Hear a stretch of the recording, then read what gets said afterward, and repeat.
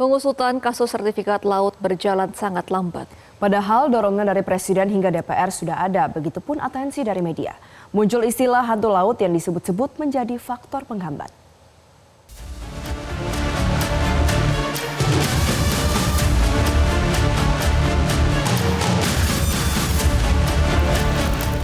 Sudah hampir 1 bulan, tepatnya 3 minggu lebih, kasus pagar laut Tangerang viral. Hingga kini belum ada nama yang ditersangkakan oleh aparat penegak hukum. Padahal, Kementerian ATR BPN sudah membuka nama-nama korporasi pemegang SHGB dan SHM. Bahkan, sudah ada puluhan HGB yang dicabut karena terbukti ilegal.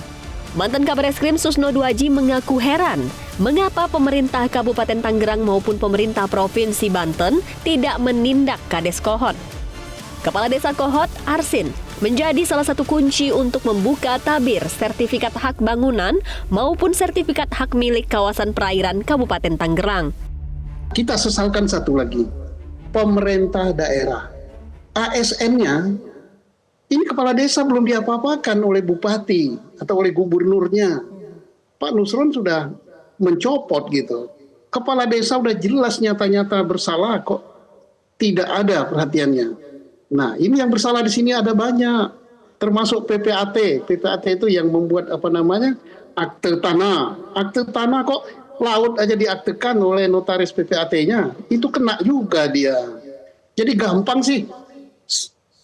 Pidananya sudah jelas, dari pidana pemalsuan sampai dengan pidana korupsi, pidana lingkungan hidup, kemudian siapa yang berbuat itu, dari yang membuat dokumen, yang masang pagar, yang membiayai, yang membeli, yang punya sertifikat. Pengusutan kasus sertifikat laut di perairan Tangerang berjalan sangat lambat. Padahal dorongan dari Presiden, DPR sudah ada. Yang menjadi penghambat menurut mantan Kabareskrim itu adalah adanya hantu laut. Istilah hantu laut yang dimunculkan oleh Susno Duaji menjadi menarik karena betapa tangan-tangan tak tampak ternyata membuat otoritas tidak berkutik. Dibicarakan intervensi. Karena suatu lembaga Presiden sudah perintahkan, DPR sudah perintahkan, komisi sudah perintahkan, media sudah perintahkan, ini terseot-seot, ada apa? Hantunya apa? Hantu laut ini mungkin yang bergerak. Jadi yang bisa melawan hantu laut ini butuh keberanian yang besar ya Pak Susno?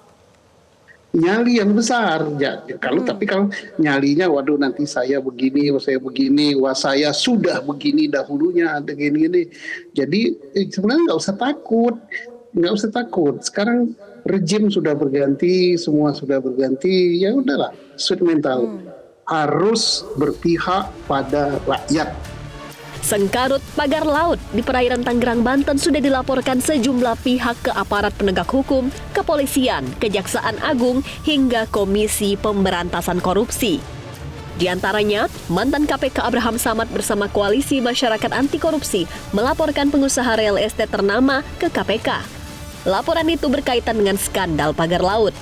Samad meyakini ada kong kali kong korupsi terkait penerbitan SHM dan yang dikantongi pengusaha real estate tersebut.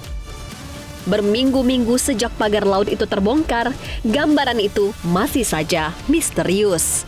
Tim Liputan, Metro TV. Jelajahi cara baru mendapatkan informasi. Download Metro TV Extend sekarang.